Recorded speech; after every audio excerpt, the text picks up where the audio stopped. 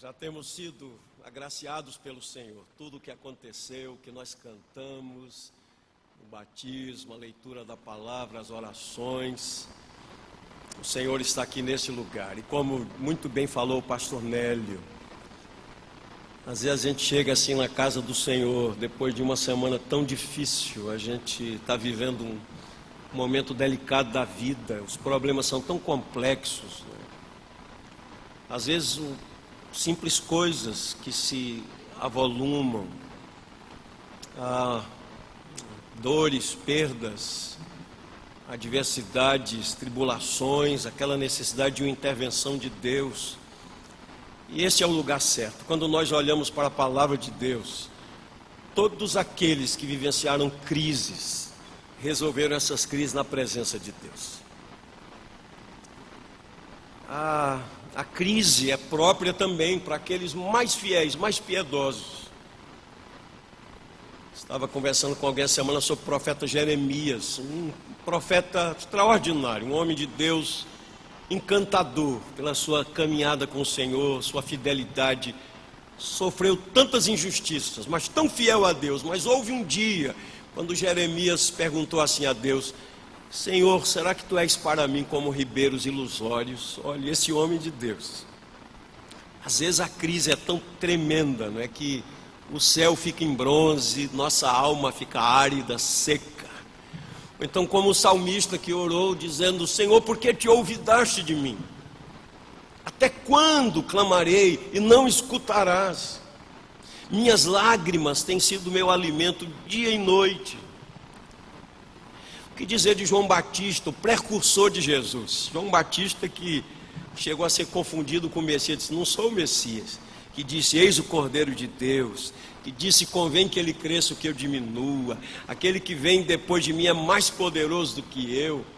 Quando João Batista foi preso, mandou mensageiros com uma pergunta: perguntem lá a ele se ele é aquele que estava para vir ou havemos de esperar outro. Imaginem.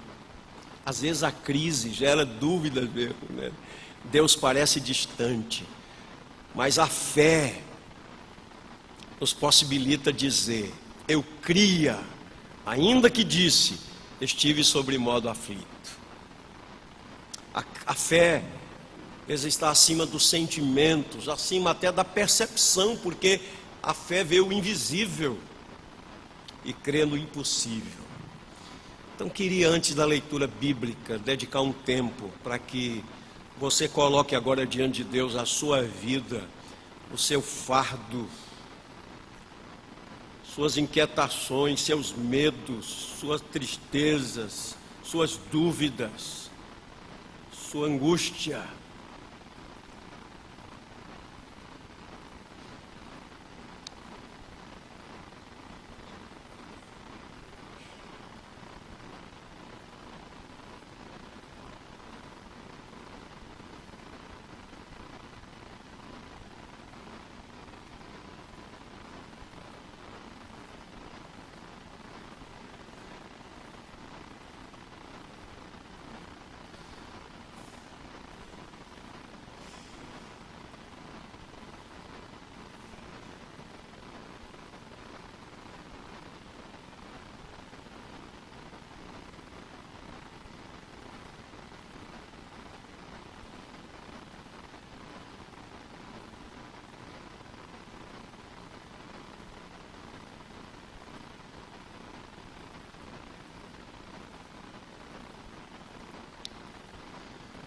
Ó Senhor, Senhor nosso, quão magnífico em toda a terra é o teu nome.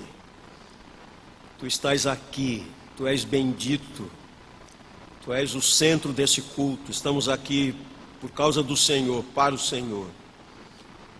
Estamos aqui para a glória do Senhor. O Senhor é tão misericordioso, tão compassivo, tão cheio de eterna misericórdia. O Senhor se compadece de nós. O Senhor nos conhece a todos. O Senhor sabe quem passou a noite chorando, o Senhor sabe quem acordou com um coração cheio de peso, de fardos.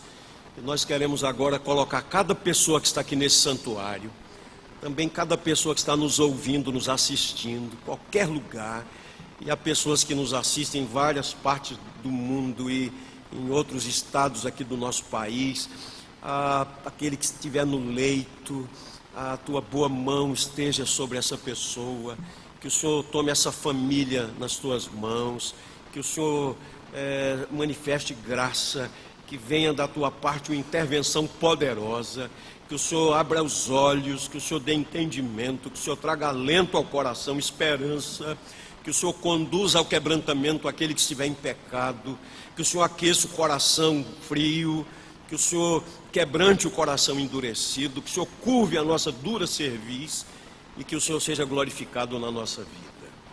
Ó Deus bendito, visita-nos agora no abrir do teu santo livro, ilumina os olhos do nosso coração. Fala-nos, Pai, alimenta-nos com a tua palavra.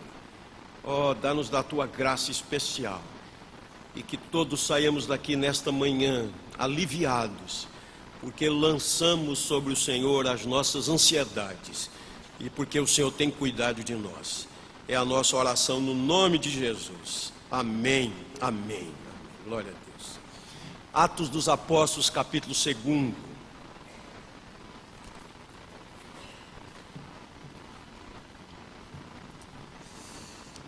Só lembrando que o pastor Sávio está viajando lá na outra América, deu notícias que os primeiros contatos com as igrejas, possíveis parceiras na plantação de igreja, foram bem sucedidos, os primeiros contatos, e nós bendizemos a Deus por essa graça. Orem por ele pediu as orações da igreja, mas graças a Deus está tudo bem com o nosso irmão.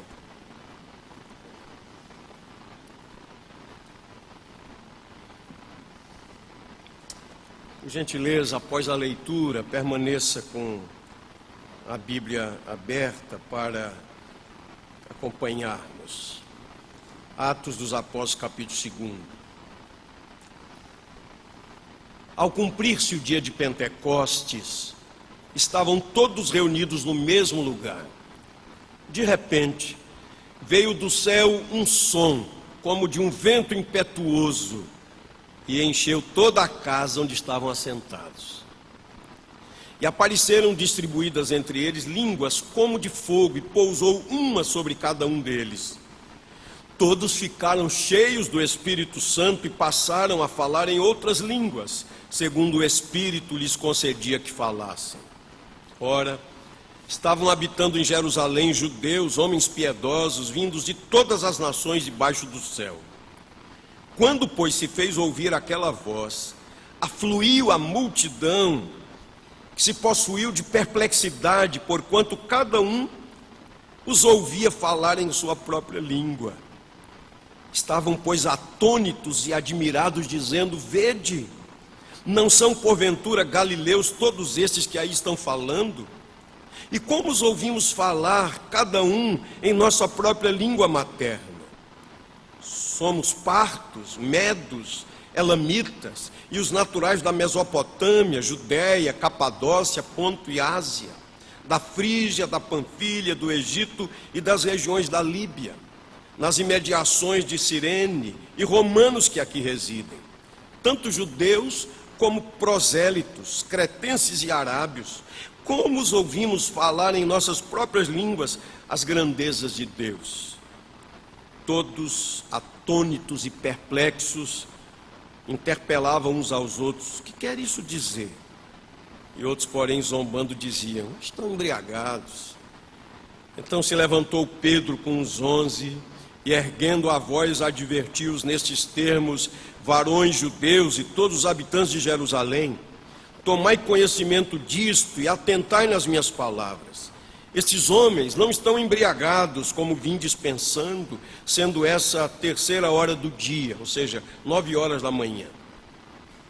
Mas o que ocorre é o que foi dito por intermédio do profeta Joel: e acontecerá nos últimos dias, diz o Senhor, que derramarei do meu espírito sobre toda a carne. Vossos filhos e vossas filhas profetizarão, vossos jovens terão visões, sonharão vossos velhos. E até sobre os meus servos e sobre as minhas servas derramarei do meu espírito naqueles dias, e profetizarão. Mostrarei prodígios em cima no céu e sinais embaixo na terra, sangue, fogo e vapor de fumaça. O sol se converterá em trevas e a lua em sangue, antes que venha o grande e glorioso dia do Senhor. E acontecerá que todo aquele que invocar o nome do Senhor será salvo. Varões israelitas, atendei a estas palavras. Jesus, o Nazareno, varão aprovado por Deus diante de vós com milagres, prodígios e sinais, os quais o próprio Deus realizou por intermédio dele entre vós, como vós mesmos sabeis. Sendo este entregue por determinado desígnio e presciência de Deus, vós o matastes, crucificando por mãos de iníquos, o qual, porém, Deus ressuscitou, rompendo os grilhões da morte, porquanto não era possível fosse ele retido por ela. Porque a respeito dele diz Davi: diante de mim via sempre o Senhor, porque está à minha direita, para que eu não seja abalado. Por isso se alegrou o meu coração e a minha língua exultou, e além disto também a minha própria carne repousará em esperança, porque não deixará a minha alma na morte, nem permitirás que o teu santo veja corrupção. Fizeste-me conhecer os caminhos da vida, encher-me-ás de alegria da tua presença.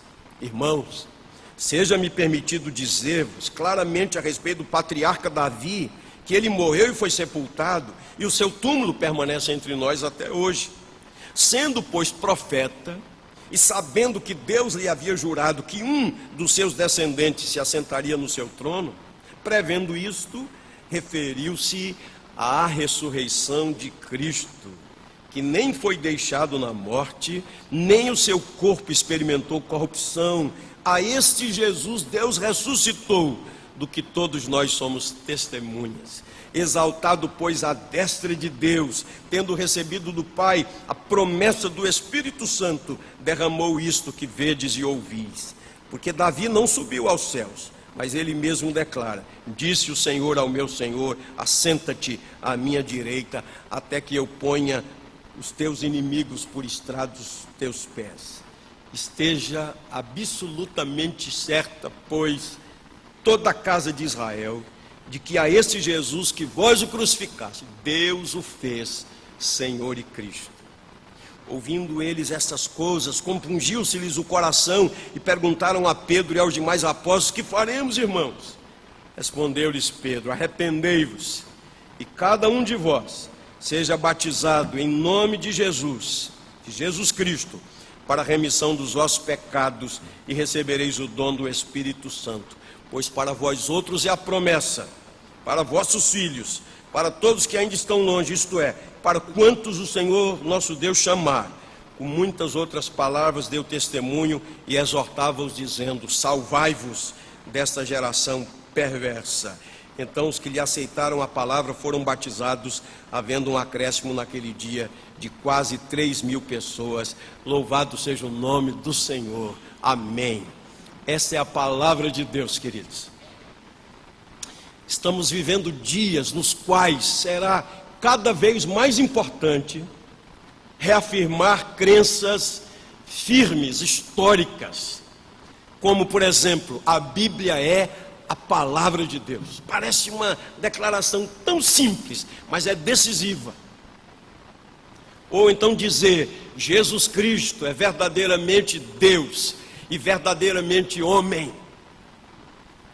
Parece tão simples, mas isso é essencial. Dizer que abaixo do céu não há nenhum outro nome pelo qual importa que sejamos salvos. Isso é essencial. Dizer que há apenas um mediador entre Deus e os homens, Cristo Jesus, homem. Isto é essencial. Quanto mais observamos que o dia se aproxima, então que Deus nos dê a graça. Quero chamar sua preciosa atenção. Eu tenho orado a Deus para que Ele me dê a graça da síntese, para que eu diga o suficiente em um tempo menor, para que seja dito o essencial e que a palavra de Deus seja interpretada com fidelidade e aplicada com sabedoria para a glória de Deus. Então queria pedir a gentileza da sua atenção Tem havido esse cuidado da parte dos pastores, até esse comentário de que às vezes a gente tem muito movimento aqui na hora do culto, na hora da pregação. Então, absolutamente, só se movimentem naquelas situações que são imprescindíveis, né? Então, às vezes há uma necessidade, uma pessoa mais idosa, uma medicação, alguma outra providência, isso é natural, uma criança, mas tem gente muito grandinha que pode ficar meia hora paradinho, não é verdade? Pode ficar quietinho aí, com a sua Bíblia aberta, acompanhando, né?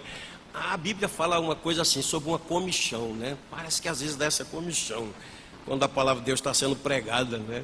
Então quero chamar a sua preciosa atenção, não é por minha causa, porque pregador, porque eu não sou absolutamente nada, mas por causa do Senhor, e por causa da palavra do Senhor, tá certo, queridos?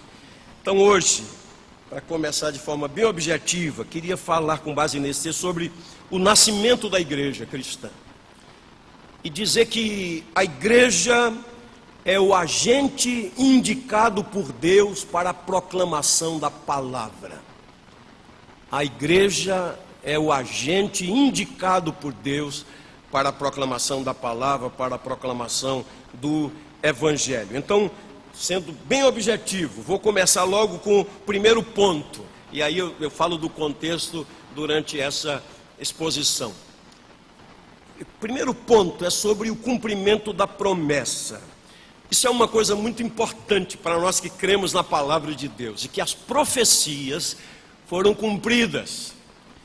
Profetas como Isaías, Miqueias, falaram sobre o Messias 7 séculos antes, e disseram detalhes sobre o lugar do seu nascimento, sobre as circunstâncias do seu nascimento, de que nasceria de uma virgem, que nasceria em Belém, Efrata, e esses detalhes são muito importantes. Davi, o patriarca, como profeta que era, como lemos aqui, falou sobre a ressurreição de Jesus. Vejam, queridos, Davi falou de um descendente seu, de sua casa, no caso, pensando na humanidade de Jesus.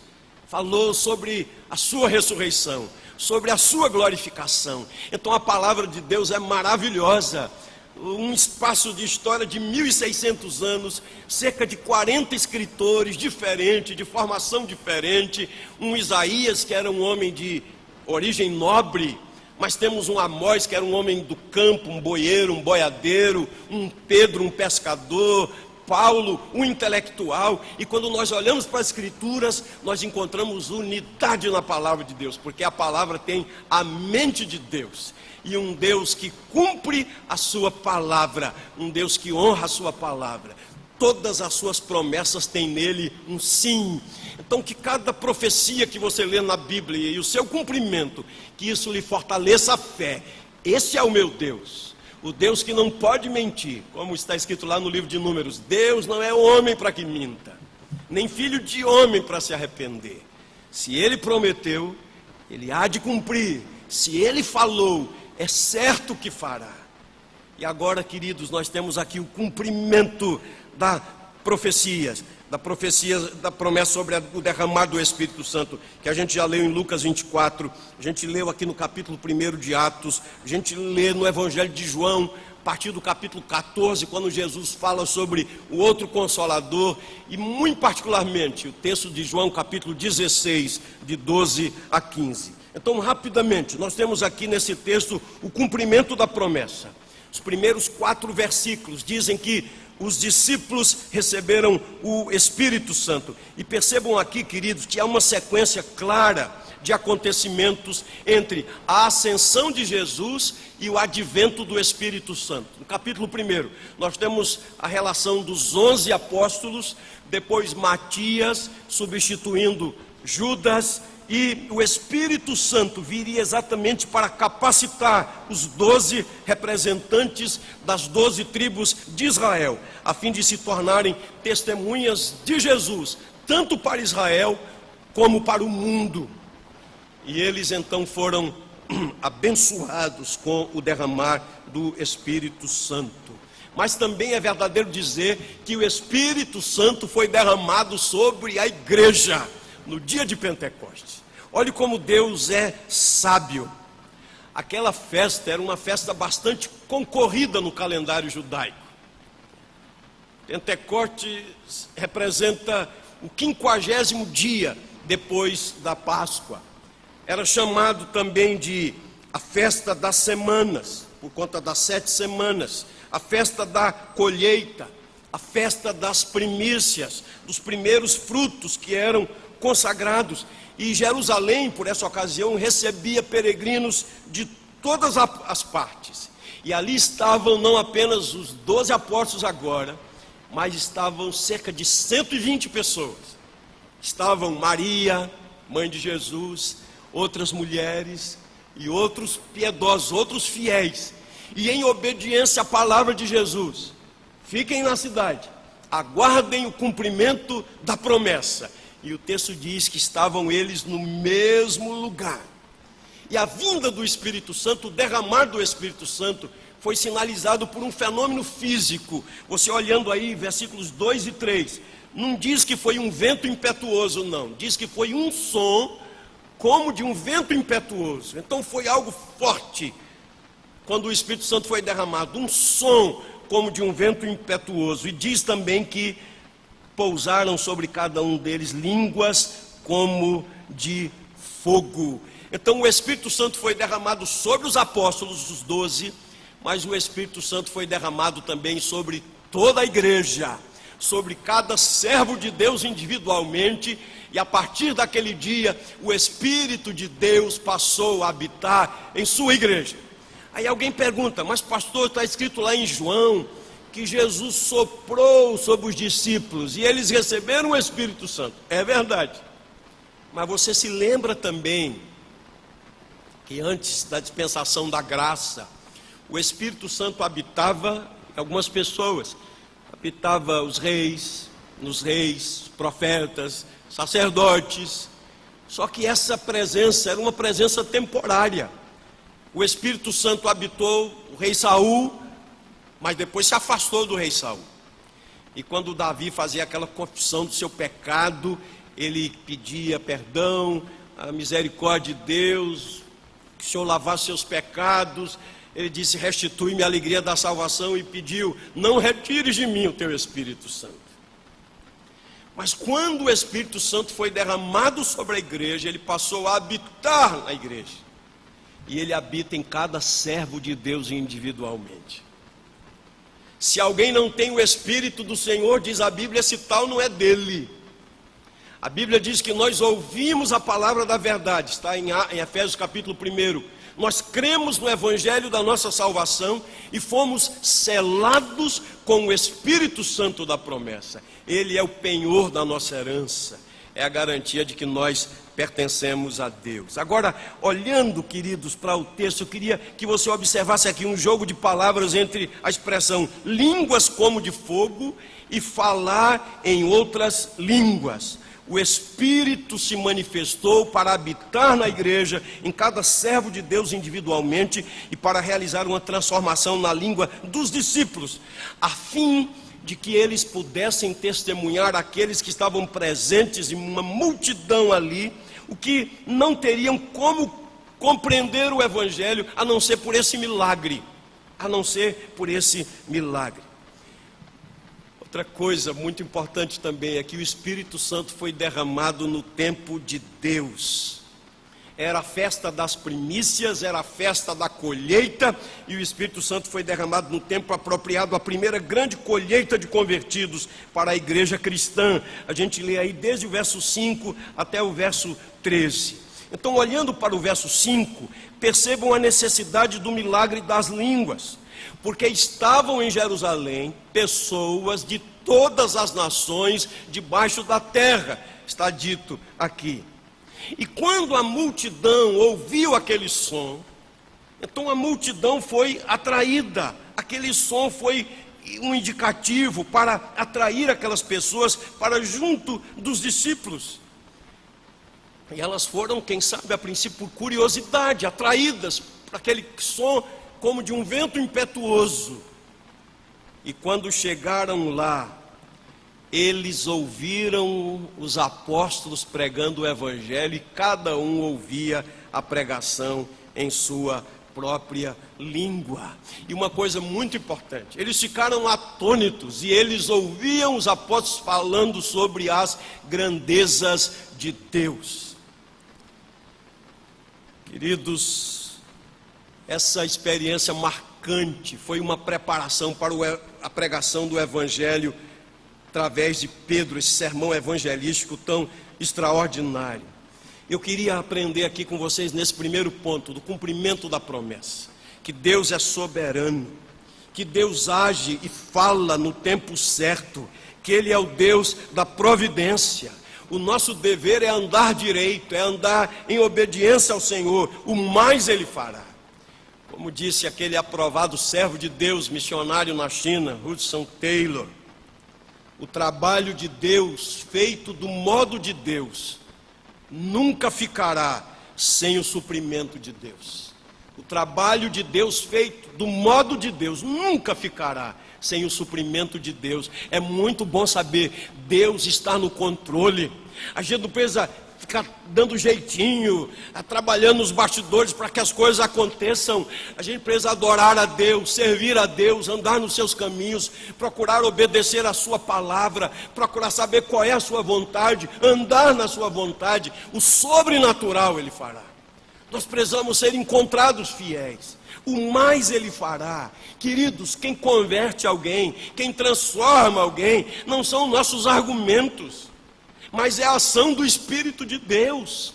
Quem tem o poder para abrir os olhos espirituais é o Espírito de Deus. Quem tem o poder para quebrar um coração em pedra é o Espírito de Deus. Quem tem o poder para iluminar os olhos do coração e aplicar a verdade do Evangelho é o Espírito de Deus. Às vezes a gente pensa que é a força do argumento. Houve um tempo quando Paulo não tinha aprendido ainda a depender de Deus, e ele estava em Jerusalém, depois de ter sido rejeitado em Damasco, estava em Jerusalém e queria pregar, e o Senhor disse a ele: saia da cidade. E ele tentou argumentar com Deus: mas Senhor, eles me conhecem, eles sabem que eu fui perseguidor da igreja e agora estou pregando o Evangelho. E o Senhor disse: saia da cidade, eles não ouvirão você.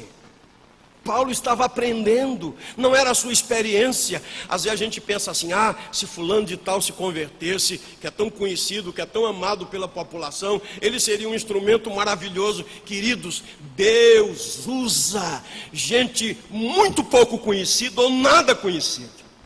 Eu sempre gosto de lembrar uma visita que Ronaldo Lidório fez lá na Amazônia, a um homem iletrado, inculto, que ficou tão emocionado quando recebeu Ronaldo, chamou a esposa e disse: mulher, olha aqui um verdadeiro missionário entrando na nossa casa. E Ronaldo disse: ele era o verdadeiro missionário, aquele homem de poucos conhecimentos, iletrado, mas um homem de Deus, um homem cheio do Espírito de Deus, sendo usado pelo Senhor.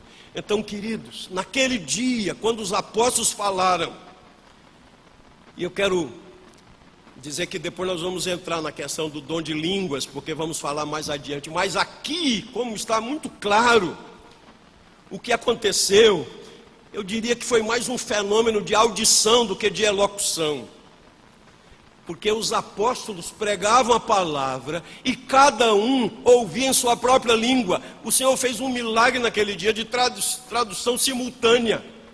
Na verdade, cada um ouvia na sua própria língua, no seu dialeto, no seu idioma. E o que é que ouvia? As grandezas de Deus. Essa é a essência da mensagem do Evangelho. Não é a mensagem que exalta o homem, mas é a mensagem que exalta o Senhor Jesus. As grandezas de Deus. E o Senhor é o provedor. Mas como acontece em todo lugar, não houve consenso. Aqueles que estavam ouvindo sobre a grandeza de Deus, versículos 12 e 13, diz que alguns demonstraram interesse genuíno, dizendo: o que quer dizer isto? Outros, porém, zombaram, dizendo que os apóstolos estavam embriagados. Sempre será assim. Nós vamos pregar a palavra de Deus, alguns vão ter interesse, outros vão dizer, como disseram lá em Atenas: quanto a isso vamos te ouvir em outra ocasião, e outros vão escarnecer. Sempre as reações serão assim, mas o nosso dever é pregar com fidelidade todo o conselho de Deus. Então, o Deus que derramou o Espírito Santo é o Deus fiel, é o Deus da promessa. Então agarre-se às promessas de Deus. Pare de olhar para as circunstâncias, Olhe para o Senhor, fixe os seus olhos no Senhor, descanse nos ternos braços do Senhor. Ele é fiel. Como escreveu o profeta Isaías, porque desde a antiguidade não se ouviu, nem com olhos se viu, nem com ouvido se percebeu um Deus além de ti, que trabalha para aquele que nele espera. Segundo lugar, nós temos aqui o primeiro sermão pregado pela igreja cristã. É um sermão histórico, que coisa linda. Vejam, desde o verso 14 até o verso 41. O conteúdo da mensagem foi somente Jesus. Vou pular aqui alguns detalhes para ser o mais objetivo possível. Eu diria que Pedro, com todo respeito às outras denominações, foi tão presbiteriano no seu sermão. Não é verdade? Todo respeito. Né? Veja a estrutura do sermão de Pedro. Primeiro, a introdução do sermão. Está aqui dos versos 14 a 21. Pedro se levantou com os 11 apóstolos para explicar a multidão que estava acontecendo. Vejam um Pedro mais trabalhado pela graça de Deus e pelo Espírito de Deus.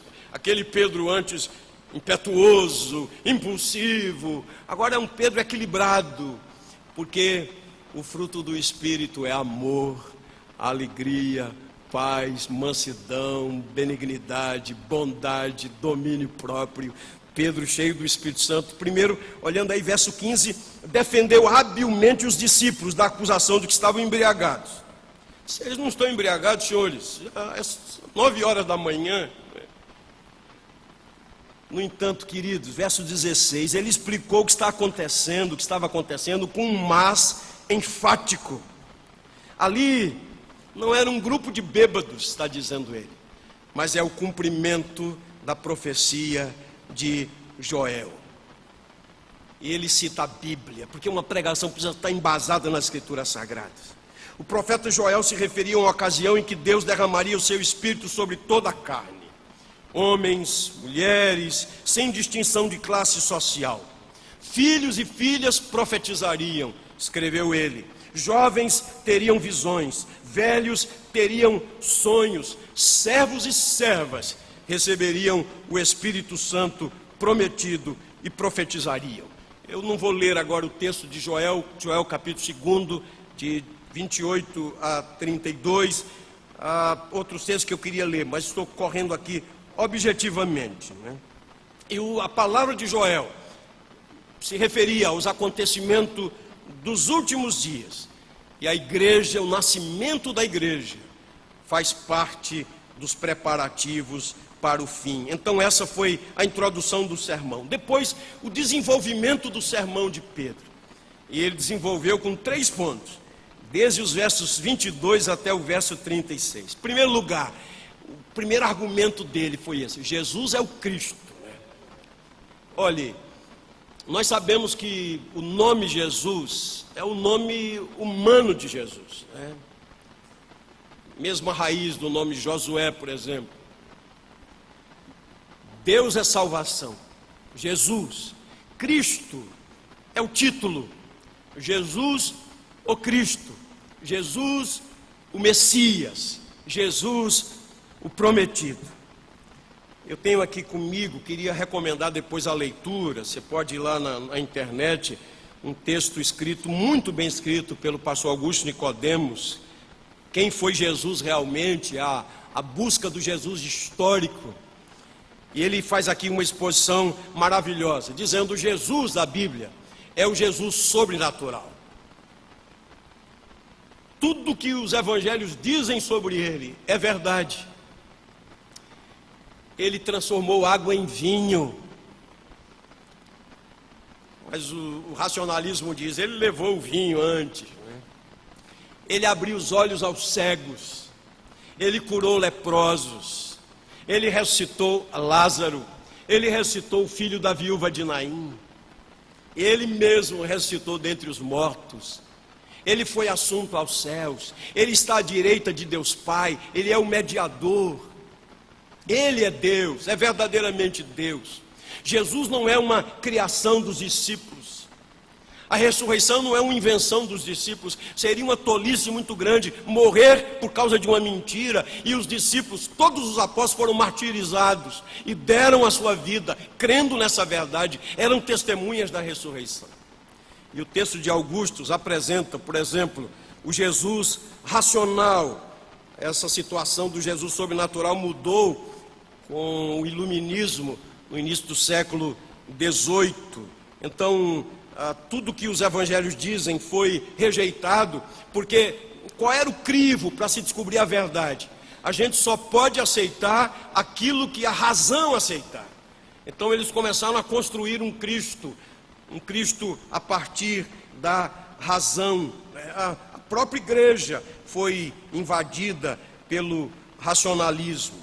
Depois, com a queda do racionalismo, o surgimento do existencialismo, aparece um Jesus liberal.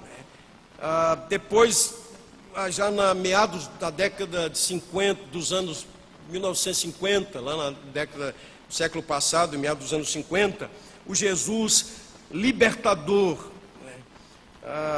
com a teologia da libertação. Na verdade, queridos, o tempo não permite, mas vale a pena ler quem foi Jesus realmente. Augusto Nicodemo, você faz uma pesquisa lá, você vai aprender muito com as informações históricas, né? Mas eu quero ficar com a pregação de Pedro e dizer que é assim que nós cremos. É assim que a igreja Presbiteriana das Graças crê. É assim que a igreja do Senhor Jesus crê. Quando Pedro falou sobre o Cristo, versículo 22 do capítulo 2 do livro de Atos: varões israelitas, atendei a estas palavras: Jesus o Nazareno, aprovado por Deus diante de vós com milagres, prodígios e sinais, os quais o próprio Deus realizou por intermédio dele entre vós, como vós mesmos sabeis. É muito triste saber, queridos, que hoje muitos que se dizem cristãos não creem na ressurreição de Jesus, não creem nos milagres de Jesus, não creem naquilo que os evangelhos dizem a respeito de Jesus. Por isso que comecei essa mensagem dizendo que isso é essencial, que a gente continue proclamando essa verdade. Ele é verdadeiramente aquele de quem as Escrituras falam, e nós cremos verdadeiramente assim. Ele diz aqui nesse primeiro ponto: Jesus é o Cristo que Deus Pai provou ser Jesus de Nazaré, o Messias. Diz que ele, Jesus, foi aprovado pelo Pai com milagres, prodígios e sinais. Segundo ponto do sermão de Pedro, versos 23 a 32, ele diz que Jesus morreu e ressuscitou. É muito bom a gente parar para pensar aqui por alguns minutos que a morte de Jesus não resultou de uma conspiração humana, mas cumpriu os propósitos de Deus. É muito bom a gente saber disso, porque Jesus não morreu como uma vítima, mas ele morreu como Senhor. Olhem aí o verso 23, a primeira parte: sendo este entregue por determinado desígnio e presciência de Deus. Agora, a presciência de Deus, o eterno desígnio de Deus, não inocenta aqueles que crucificaram Jesus, pois, segunda parte do verso 23, chama a todos de iníquos. Ele foi crucificado segundo a presciência e os desígnios de Deus, mas ele foi crucificado por mãos de iníquos. E Pedro estava dizendo que eles não foram os únicos responsáveis pela morte de Jesus, aqueles que crucificaram. Estava dizendo, não foram os romanos os únicos. Mas Pedro olha para a multidão e diz: vós o crucificastes por mãos de iníquos. Certamente veio à memória coletiva palavras proferidas contra Jesus alguns dias antes. Por exemplo, Mateus 27, 22, quando Jesus estava perante Pilatos, e Pilatos não via culpa nenhuma em Jesus, diz o texto que replicou-lhes Pilatos: que farei então de Jesus chamado Cristo? E a multidão respondeu: seja crucificado. Todos responderam. Lucas 23, 18, Porém a multidão inteira gritava: fora com este, solta-nos Barrabás. Pedro estava dizendo: Jesus foi crucificado de acordo com a determinação soberana de Deus, mas isso não inocenta o ser humano. Ele foi crucificado por mãos de iníquos. Vós o matastes por mãos de iníquos. Mas ele fala também sobre a ressurreição. Isso é muito importante, porque Jesus não é um mártir, Jesus não é um reformador social, Jesus não é simplesmente um mestre, simplesmente um exemplo, um modelo, como as pessoas pintam por aí, apenas um grande homem. Não, Jesus é verdadeiramente Deus, verdadeiramente homem. Veio, o bebezinho que nasceu em Belém, nasceu para ir à cruz, mas ele ressuscitou. Apesar de terem matado Jesus, disse Pedro, Deus o trouxe de volta à vida. Verso 24, olhando aí na sua Bíblia, a morte não tinha o poder para mantê-lo cativo. E aqui Pedro cita Davi, Salmo 16, de 8 a 11. Davi falou como um profeta e prenunciou a ressurreição de Jesus. Olha aí, Atos 2, de 29 a 31. Então, lendo o verso 32 agora, os apóstolos eram testemunhas da ressurreição de Jesus. Ele morreu, ele venceu a morte, e essa é uma mensagem poderosa do cristianismo. Como eu tenho dito várias vezes aqui, a ressurreição de Cristo autentica a nossa fé, autentica a nossa pregação. Pode continuar pregando, você será zombado, será desprezado, você será tido como alguém que não tem o raciocínio nas coisas certas. Você será acusado de crer em mitos, mas que Deus nos dê a graça de uma fé límpida. Podemos dizer, o túmulo ficou vazio, ele venceu a morte, sendo ele primícias dos que dormem. Ele foi obediente até a morte, morte de cruz, pelo que também Deus o exaltou sobremaneira e lhe deu o nome que está acima de todo nome, para que ao nome dele se dobre todo joelho no céu, na terra, debaixo da terra, e toda língua confesse que Jesus é Senhor, para a glória de Deus Pai. E esse foi o terceiro ponto do sermão de Pedro, é que Jesus foi exaltado, versos 33 a 36, foi exaltado à mão direita de Deus. E ele cita mais uma vez Davi, agora o Salmo 110, versículo 1, que o Cristo, segundo a profecia de Davi, deveria ser elevado às alturas. E agora Pedro está dizendo, esses homens não estão embriagados como vocês estão pensando, alguns de vocês estão pensando. O que está acontecendo aqui é o cumprimento da profecia de Joel. O que está acontecendo aqui é que Jesus, varão aprovado por Deus, crucificado por mão de iníquos, ressuscitou, foi glorificado e ele derramou o seu Espírito Santo. Esse é o cumprimento da promessa. O dom do Espírito Santo é uma evidência de que Jesus assumiu uma autoridade suprema. Oh, queridos, esse argumento que Pedro usa, com os dois precedentes, conduz à conclusão de ser Jesus verdadeiramente o Senhor. Ele é o Cristo de quem Joel e outros profetas falaram. E aquele sermão foi tão poderoso, Pedro estava tão cheio do Espírito Santo com os outros apóstolos, que o sermão praticamente nem teve uma conclusão e aplicações, porque quando ele estava pregando, ele foi interrompido, porque não precisou nem fazer apelo, nada disso. As multidões começaram a perguntar, que faremos, irmãos? E agora? Eles foram confrontados de tal maneira com a palavra de Deus. E aqui eu queria falar ao meu próprio coração, aos meus colegas pastores aqui, pregadores e à igreja, como nós precisamos do revestimento do poder do Espírito Santo, queridos. Porque o Evangelho de Jesus é poder de Deus e sabedoria de Deus. Para alguns é loucura, para outros é escândalo, mas Cristo crucificado é poder de Deus e sabedoria de Deus.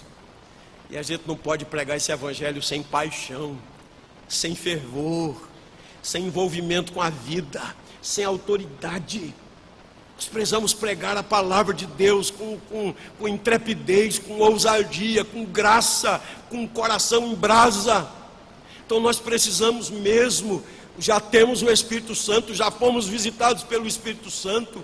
Às vezes a nossa teologia é tão boa, nossa teologia é ortodoxa. Nós cremos sim nos símbolos de fé da nossa igreja, os catecismos, na confissão de fé. Nós cremos que esses símbolos de fé estão fundamentados na palavra, não tem a força da palavra, é claro, mas estão fundamentados na palavra. Mas às vezes a nossa vida é árida, seca. A gente fala dessas coisas sem paixão, sem vibração. Você pode imaginar quando Pedro, um Pedro diferente, poucos dias, estava ele negando a Jesus. Você é um dele? Não, você está me confundindo com outro, não conheço. O seu jeito de falar, praguejou, nada disso. Agora ele se levanta no poder do Espírito Santo com autoridade. Que Deus nos dê essa graça, queridos irmãos. O sermão foi interrompido por causa do convencimento do pecado. As pessoas perguntaram: o que faremos, irmãos? Desolada com o que havia feito, a multidão desejava saber como é possível agora reparar esse erro. Porque quando Pedro disse: vós o crucificaste por mãos de iníquos, então o Espírito Santo foi lá, profundamente, convencendo de pecado. E eles agora perguntaram: o que é que a gente vai fazer agora para reparar esse erro? Essa é a diferença de uma pessoa verdadeiramente arrependida, quando é confrontada com o pecado. O não arrependido fica dando desculpas, fica lançando a culpa nos outros, mas também e tal. Mas uma pessoa verdadeiramente arrependida diz: tem misericórdia de mim, Senhor, compadece de mim, cria em mim um coração novo. E a pergunta deles foi essa: que faremos? Como é possível reparar esse erro tão grave? E a instrução bíblica é: arrependei-vos, para que sejam cancelados os vossos pecados, sejam batizados, e vocês receberão o dom do Espírito Santo, porque a promessa é para vós, para vossos filhos e para os que estão longe ainda. Não é uma promessa exclusiva para o povo de Israel. E uma palavra muito preciosa precisa ser proclamada hoje: salvai-vos dessa geração perversa. Queridos, a igreja está muito mundanizada. Nós estamos muito misturados com o mundo, não tem muita diferença. Valores, ocupação, propostas, intenções, práticas. Qual a diferença? Qual a diferença do namoro de um jovem crente e de um jovem ímpio? Qual a diferença entre o casamento de um ímpio e de 2 membros da igreja? Qual a diferença entre os negócios de um ímpio e de membros da igreja?